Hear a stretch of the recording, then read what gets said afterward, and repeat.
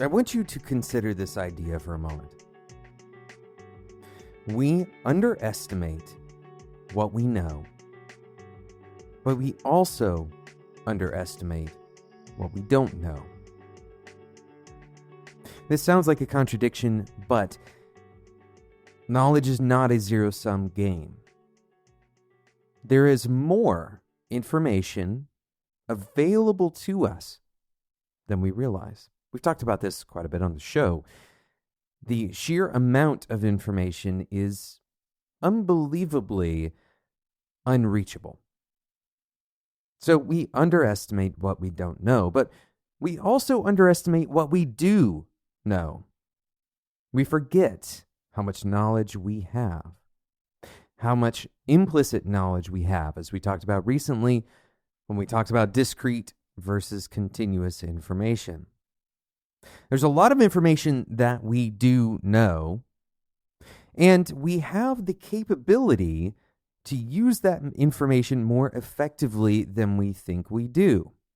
Today, we're going to talk about how the people who succeed take advantage of these two realities. My name is Jonathan Cottrell. You're listening to Developer T.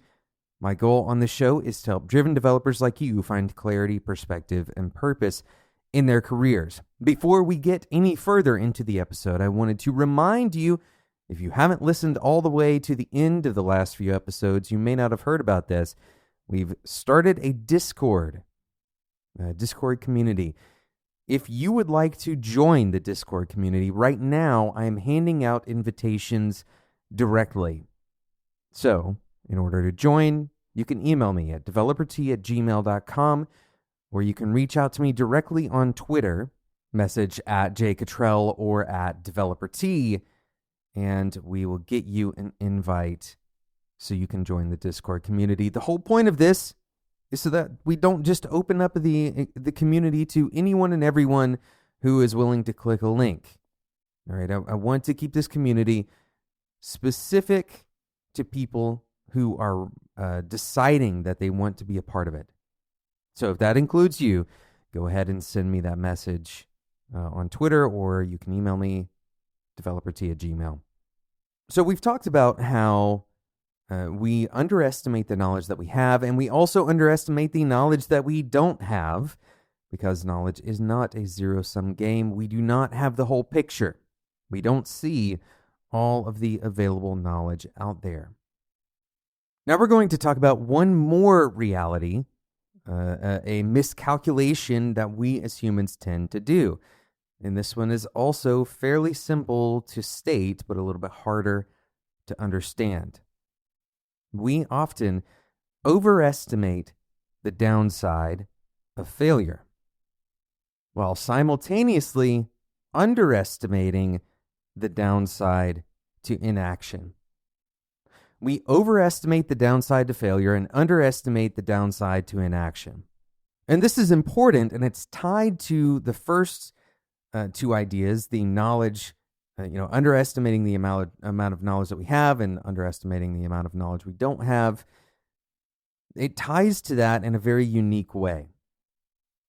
But I want to talk for a moment about overestimating the downside to failure and underestimating the downside to inaction. And this is a very simple logical problem. We're going to frame this through the lens of a bet. Your bet is placed on odds of 1 in 25. In other words, 1 out of 25 times that you place this bet, you're going to win. On average, if you were to stick around and make the same bet an extra 24 times, 1 out of those 25 times could win.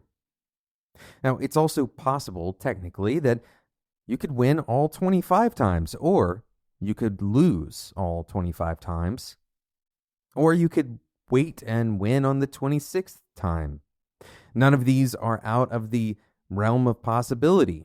But over time, if you were to have a sufficiently high number of samples, those samples will tend to come out to 1 in 25. You're going to win 1 out of 25 times.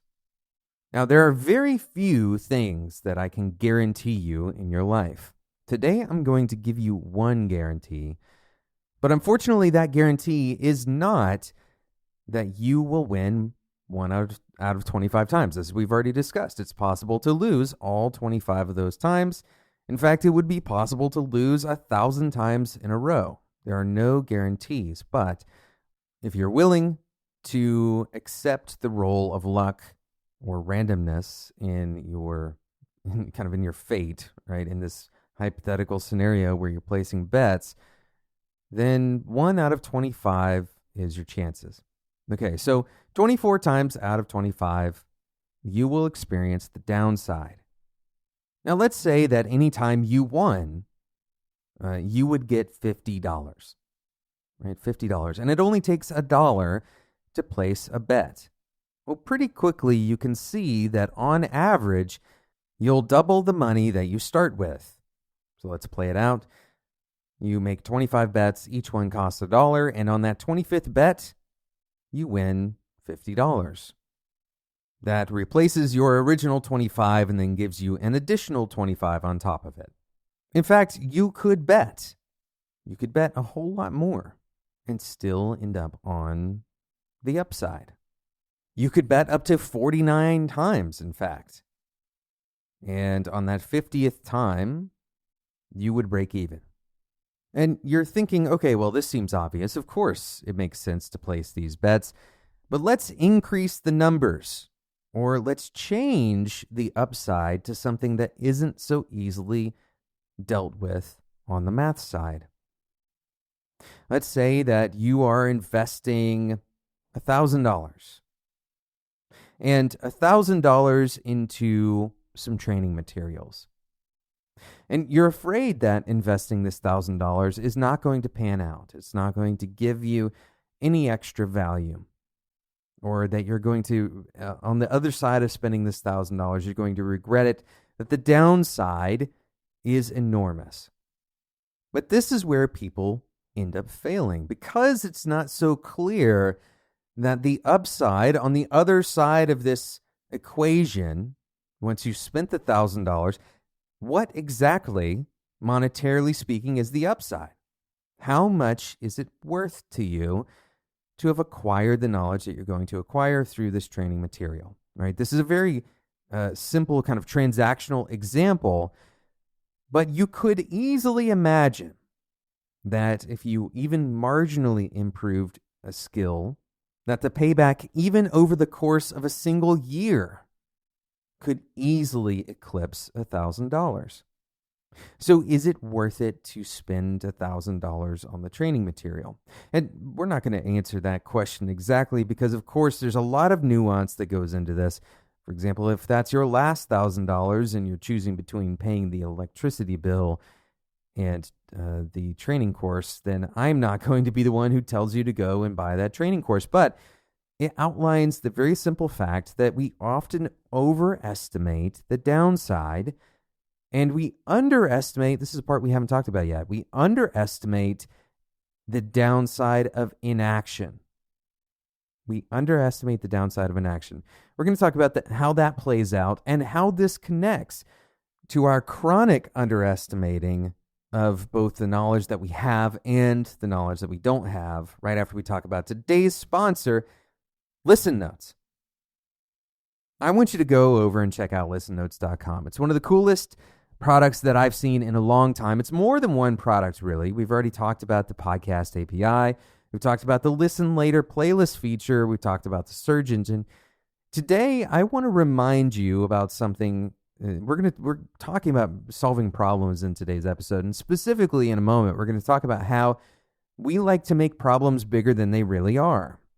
That we see problems as bigger obstacles than they really are. And Listen Notes could be the springboard for you to build a one-person business. You don't need to overthink this. You don't need to, build your stack to be scalable on day one. You could go and build a company using Listen Notes. Now, how are you going to use Listen Notes to do this? Well, one, you could actually use it to educate yourself through all of the podcasts that you can find. You could do a bunch of topic research, a bunch of kind of expert research using their search engine tool to listen to a bunch of podcasts. I believe that podcasts are an untapped, gigantic value source for education. So that's one way. But another way is to actually use that API that we mentioned, right? You could actually go and build a podcast application, a podcast product, and you could have a sustainable business yourself. It's possible. I want to encourage you, if this is something that you've ever thought about, to go and check out Listen Notes and see if it inspires you to build something. Thanks so much to Listen Notes for sponsoring today's episode of Developer Tea. Head over to listennotes.com to get started today. So we're going to tie all of this together now, right? We're going to tie all of this information together. And we're going to tie it together through the lens of the last phenomenon, the fact that we underestimate the downside of inaction. What does this mean? Well, it means that we have this sense of inertia. We have the gravity and the comfort of maintaining whatever we're currently doing. And to be clear, it's possible that in this scenario where we say inaction, we're just talking about doing something different than what you're currently doing. I'm not saying that you're, sitting on the couch doing absolutely nothing. Many of you probably are hearing this, and you can easily kind of put yourself outside of this category by saying, "Oh, well, no, I have a job and I'm not lazy." All right, we're not equating laziness with inaction in this episode. To be very clear, inaction could mean maintaining exactly what you're already doing. So you don't get a pass if you thought that just keeping your job and being a hard worker or something and listening to this podcast even, right, is enough to put you outside of this category.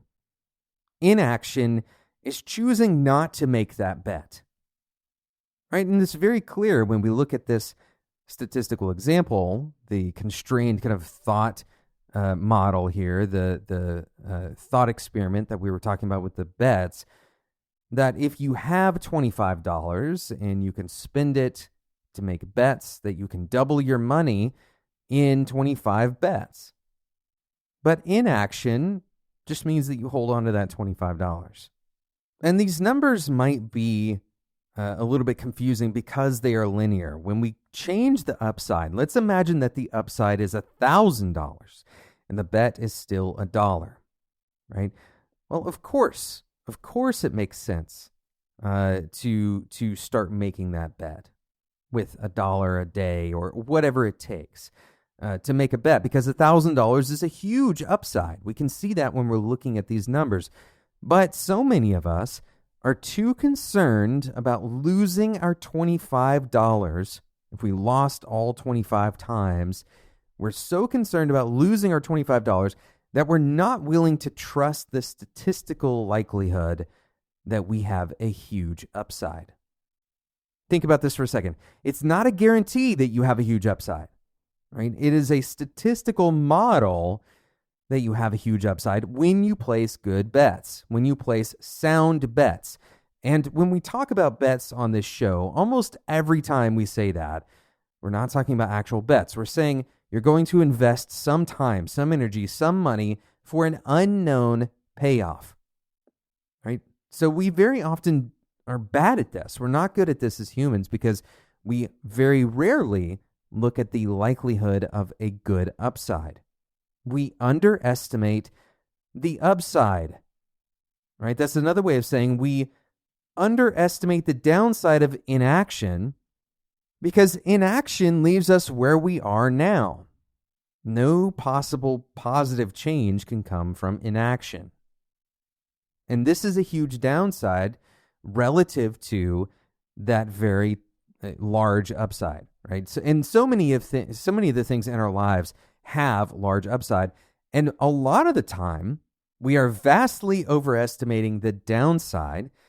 And this goes back to what we were talking about. We are overestimating the downside of failure. And so we get scared. And when we're scared, we retreat. We retreat to doing things that we know. We retreat to doing things that are safe. And so often that fear of losing what we already have outweighs the draw.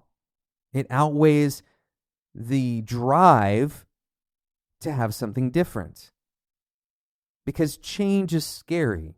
And when we make a bet, there's a chance we'll lose. There's no guarantees. The one guarantee that I can give you, all right, the one guarantee that I can give you is that inaction will not bring positive change. Inaction will not bring positive change. It also won't bring negative change necessarily, right? But inaction is not going to bring you positive change. And so if you care about growth, if you care about investing in your future, if you care about becoming a better engineer, a better person, if you care about changing your life in some way, you have to become more comfortable with change. And in order to be more comfortable with change, you have to become more comfortable with failure. We overestimate the downside of failure. We underestimate, though, and this is the important thing, and hopefully the positive note that I can leave you on here. The exciting part, the empowering part is very simple. We underestimate our knowledge. We underestimate what we know. And so we are armed with more knowledge than we realize. And additionally, there's more knowledge to be gained than we realize as well. Even the most expert people in this field, this is still true for them, that they underestimate the knowledge that they have, and they underestimate the available knowledge out there. So the topmost experts in our field still only have a fraction of the actual total sum of knowledge, even about a given subject. So why is this important? Where are we going with all of this? You can take the knowledge that you have, right, which is not vastly different, no matter where you are on the spectrum. It's not vastly different from somebody who's much more experienced than you. And you can approach your problems by understanding, number one, that if you fail, the downside probably isn't as bad as you think it is. Number two, you're probably discounting the upside if things go well. And number three, that there is so much more knowledge to be gained, and at the very least, this will lead you to some of that knowledge. This is such a simple way of thinking about action versus inaction, taking a chance and looking failure in the face. Now, you're probably listening, you're thinking, okay, well, we overestimate the downside of failure, but how do we stop doing that? How can we ever stop being afraid of that? Well, there's a couple of ways that I would recommend. And there's no bulletproof, there's no guarantees, there's no bulletproof answer here.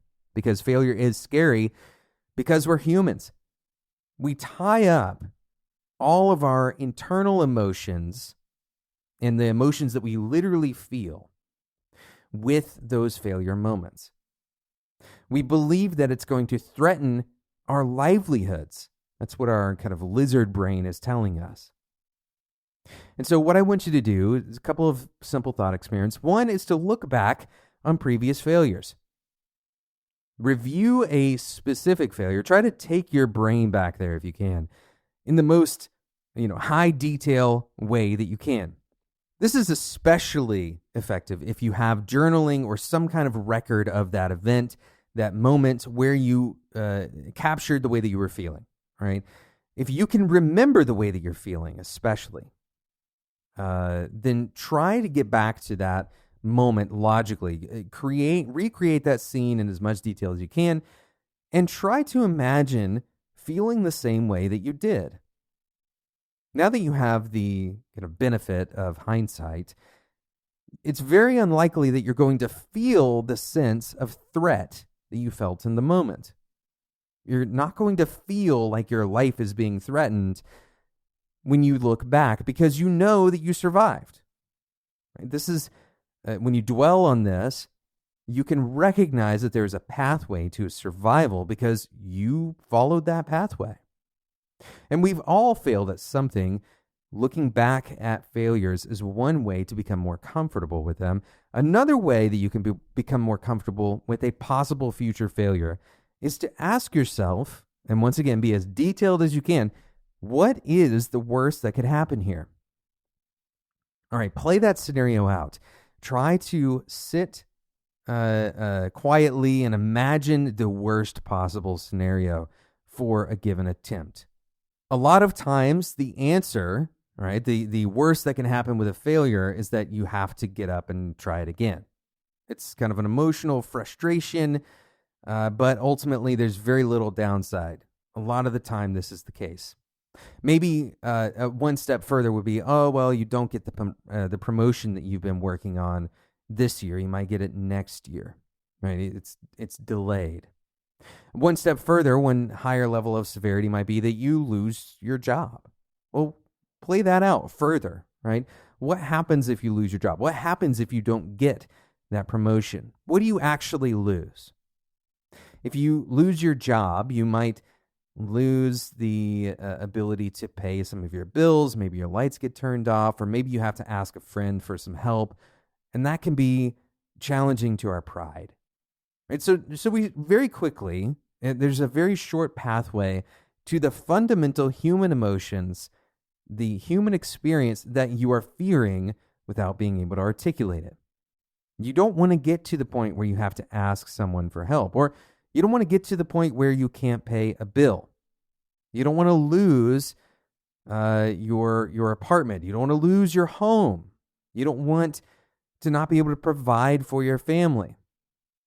But in almost every case that I've tried this exercise, and I've talked to other people about this exercise, where they end up is not in that dire position.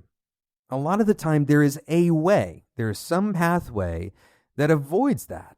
For example, if you lose your job, maybe one way that you can deal with that fear is to have a good resume prepared, right? Have some good references. Be ready to look for another job. Very often, we catastrophize these events in our minds. We catastrophize the downside to failure, and then we don't think about what we're going to do if it happens.